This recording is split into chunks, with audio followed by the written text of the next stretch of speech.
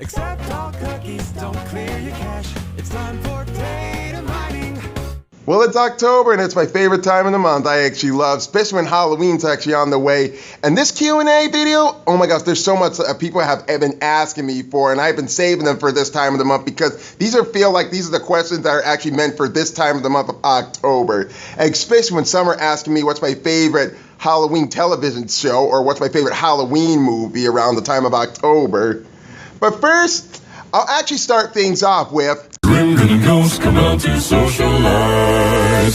Okay, with that question, although I would exactly say that The Night Before Christmas is my #1 favorite movie of all time, but you know, I consider watching that movie at the end of October, and I like to watch it throughout November and the beginning of December, and then I start watching Christmas specials, you know. So basically, what is my favorite kind of movie that's centered around Halloween? Like, what's my favorite animated one? I could just say it right now, Corpse Bride. Okay, because I love how Tim Burton's work was, and I love how dreary and so dramatic this movie is, especially when I love Emily, the corpse bride herself.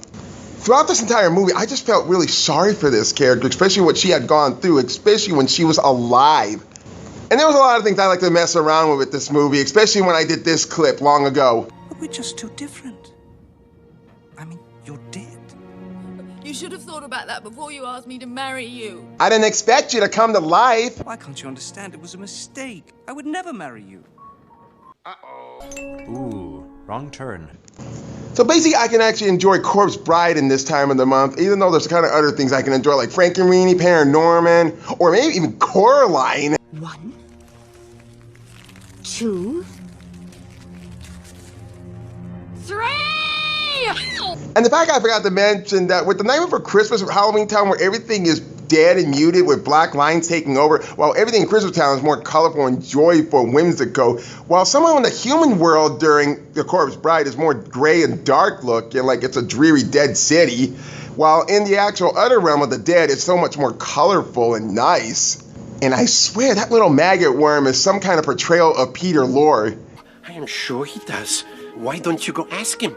All right, I will. After all, he couldn't get far with those cold feet. Boys and girls of every age, wouldn't you like to see something strange?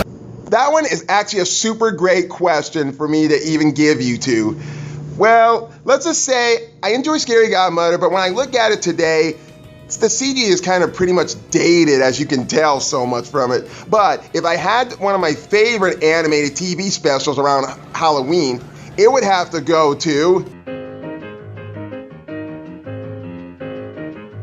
My gosh, I enjoy this cartoon special. I grew up with it when I was a young little boy, and I could never stop watching it every Halloween time. The music, the costumes, and even that some of the characters give me a bit of a laugh, especially when it comes to Linus sitting in the pumpkin patch waiting for the great pumpkin, which is kind of pretty obvious and kind of silly at the same time. And you know, there's a lot of things I enjoy with Snoopy with the Rule for a Flying Ace, and the fact they had a Halloween party going on. And do I even need to mention why Lucy is wearing a witch costume? A person should always choose a costume which is in direct contrast to her own personality. Now it's too easy. But anyway, I enjoy this Halloween special every year, especially when I grew up and trick or treat with Charlie Brown when I was a kid. Especially when I used to watch movies like Hocus Pocus, Don't Look Under the Bed, and there's so much forth I gotta tell so much down the road in this one. So anyway, it's The Great Pumpkin Charlie. It's my favorite Halloween animated TV special of all time. When darkness falls on the house of loud. Oh yes. Oh my gosh, which is my favorite Loud House Halloween special? Well, I can't talk about the new one in this one because obviously I have not reviewed that one, but I can tell you about the other two, about which one is my actual favorite. Normally I would consider Trick my actual favorite because I just love so much the color, the atmosphere, and it feels like we're so much into Halloween so much. But the biggest nitpick about that one is about being a Clinkin' McCloud episode. I was really hoping that this could be almost like a Lucy episode, how she's planning her actual corn maze with the older sisters, while Lincoln and the younger sisters are actually trick-or-treating with their pussified dad. So basically with Trick, there would be like 2 subplots instead of 3. But with Great Lakes Freak Out, it was such a great crossover with the Casa Grandes and the Louds. Well, kind of. since there were only basically a few Loud instead of being the whole Loud family in this one. I guess they didn't want to repeat what they did with the Loudest Thanksgiving. That's such a waste potential they did with that one.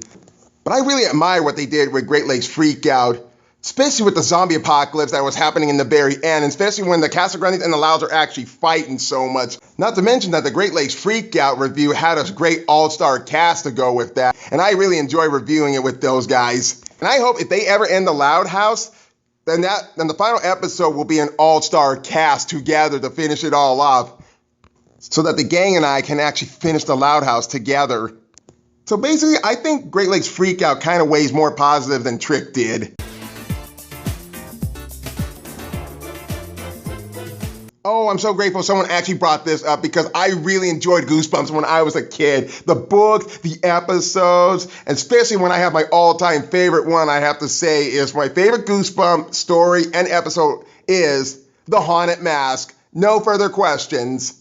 Everything was just greatly executed in the episode, and the book I read like 75 times because it's just that damn good. Especially when I actually like the character Carly Beth herself, how she becomes the most scaredy girl who's much afraid of everything around her school, around her whole life, and then one day she decides to seek revenge on her two tormentors by going to this one Halloween store and actually buys this really creepy mask, which is kind of something I would consider that she actually got more than what she bargained for, especially when the mask turns out to be a real face. In fact, when looking at the story and actually writing this kind of story, it made me go and write my own version of Stephen King's Carrie as if it were an animated movie. But let's just take Carrie down to middle school instead of high school, because after seeing No Bus, No Fuss, it made me appreciate what I could have done better. And I feel like I kind of have a movie idea about doing a loose adaptation on Carrie. But anyway, when watching this episode of The Haunted Mask, Carly Beth was actually my first crush that I actually admired when I was like 8 or 7 years old. In fact, it was the first episode I even watched before I even knew there were a couple of other Goosebumps episodes.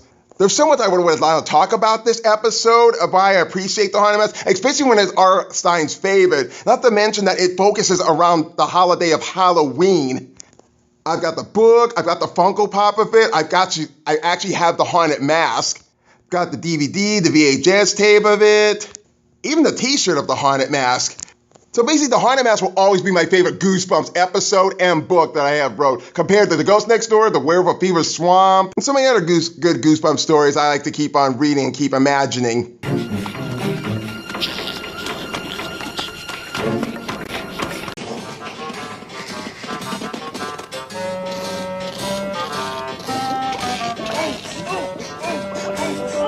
Well, buddy, I can really just tell you about how I handle so much of these movies. Well, when I was really young, when I was about like 6 or 7 years old, I used to be so much addicted with Jurassic Park or the Lost World Jurassic Park at the time when I was introduced to it, because I did not like Barney the Dinosaur so much. Because anytime when that dumb dinosaur actually appeared on television, I just run to my room and then just play with my Jurassic Park toys and just watch the Jurassic Park movie.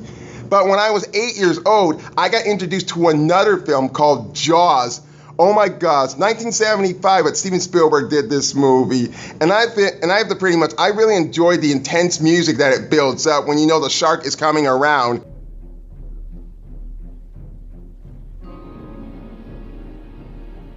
And the fact that I actually enjoy seeing the shark actually kill people and take so much of lives, but there are times in the very end I hate it when the shark gets killed so much. But you know, in reality, when an animal takes a human life, they actually start pursuing them as prey, so it's best to put them down. So, you know, lesson learned. But those movies that this person had actually mentioned, I can actually enjoy these movies and not get scared so much at the same time. Because if you look at movies like John Carpenter's 1978 Halloween, or at least Friday the 13th, or 1983 A Nightmare on Elm Street, some of these films will not scare you today, but I can guarantee you won't be bored by them, but you'll be pretty much entertained by them, especially when you notice so much the tropes of each character. Because movies that were somewhere around the 70s or 80s, they were kind of scary, but so many people were so easy to scare. But when you look at them at today's standard, they won't even scare you at all. You can just sit there and just enjoy them. And the fact when I was in high school, I grew more intrigued to actually catch more Friday the 13th, Child's Play, The Exorcist, The Fly, even Elvira. because the first time I even knew about Nightmare on Elm Street or Friday the 13th is because I got first introduced to a movie called Freddy vs. Jason, and someone told me that they were originated from different movie styles, and the fact that I didn't even hear about these ones. So after seeing this movie, I decided I'm gonna watch those ones separately to see who do I like best. And if anyone's asking to bring that question up to me about who do I think is better, it's both hands down Jason Voorhees. I love this hockey mask wearing killer as much as I love playing the Friday the 13th game with other people online. I guess the more often I sleep in the coffin, the less scared I would be. I just love the month of October, and that's the scary time, especially when you get to dress as somebody else, especially when the monster can't get you if you are the monster.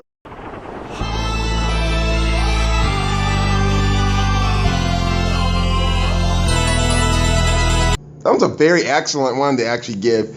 People would actually consider Halloween Town, by my terms, I consider Hocus Pocus. And yeah, this was another movie I actually grew up watching when I was about 6 or 7 years old along with my brother. Especially when you got the three main cast, Bette Midler, Sarah Jessica Parker, and Kathy Najimy. After taking the life of the sister of Thackeray Binks and turning him into a cat, the three actors were hung by the actual townspeople, and they actually came back 300 years later. By some kind of ritual that kind of seems ridiculous. When the moon is full and on All Hallows Eve, a virgin will summon us from under the ground, like light the black candle. Yeah, I know how ridiculous that exactly sounds, but you know what? You kind of go with it, and especially, I can't give in to somehow the hilarious performance and some of the silliness in this Halloween special. And not to mention from this movie, it gave me one of the biggest hit songs of all time that I cannot stop singing over and over, especially in the month of October. I put a spell on you, and now you're gone. My baby fell on you, and it was strong. So strong, so strong. To the lives and all the curses and all witches' workings. I'm the worst. Nostalgic fell on you, for good reason or wrong. Get down. Watch out, watch out, watch out, watch out. She ain't lying. In fact, back in 2023, I went to actually see this on the big screen, and I was like, holy cow, it looks like I just missed a whole lot when I was young. Then again, I was born in 1990, so I could have never known about this movie, even though my first Disney feature film I saw on the big screen was The Lion King. But when seeing Hocus Pocus on the big screen, like when I went to see Toy Story on the big screen, I was like, oh wow, the nostalgia feeling is coming back to me. So this is what it feels like to be on the big screen again.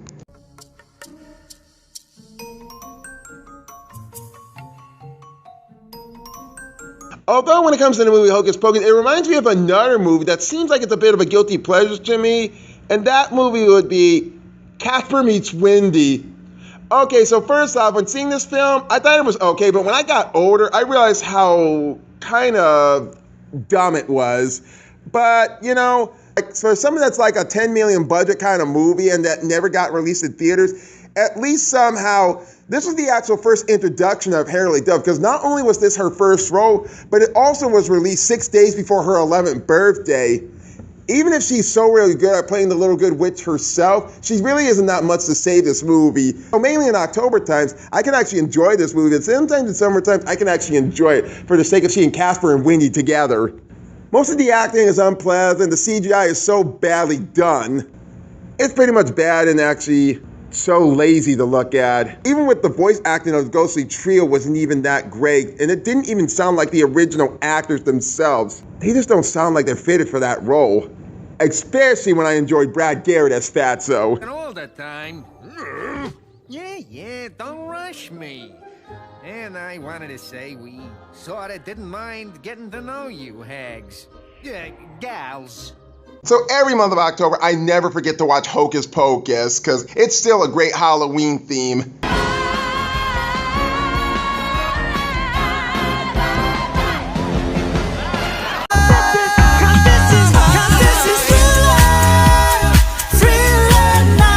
So for the final question of this Q&A video, especially when we're in the month of October, basically what I have to say, what my favorite horror movie around Halloween would have to be,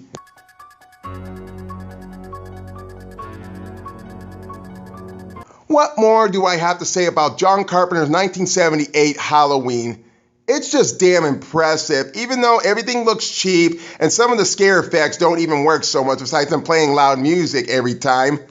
But the movie basically just works as a Halloween movie, considering that the title is Halloween, especially when they actually did something for kids on television. But what about something on television for adults? That's when John Carpenter took the helm and had some of the crew members to make a mask for the villain, Michael Myers. Even though it was kind of this Captain Kirk kind of mask that kind of looked like William Shatner, but it looked nothing like him.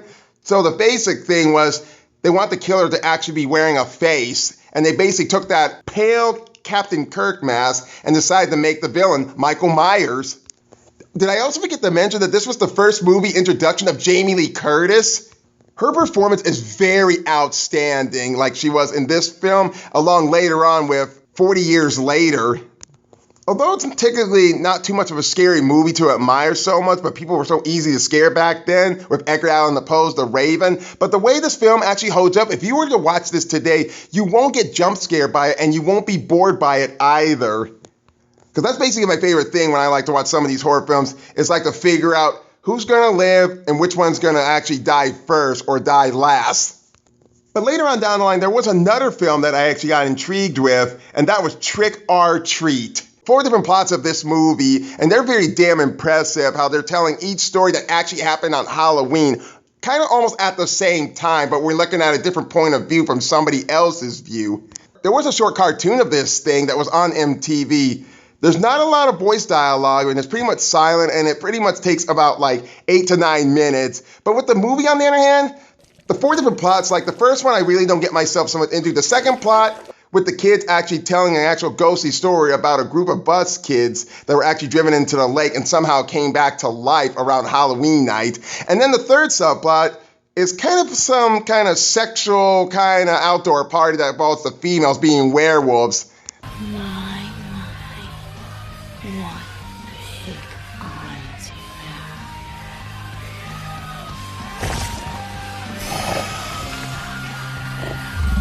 In the last story, we have our Ebenezer Scrooge of the holiday until little Sam comes and gives him a frightening lesson. I don't know if it will be possible for Sam and Michael Myers to actually meet, but considering the fact that Michael Myers is finally dead for good this time, guess that will never happen.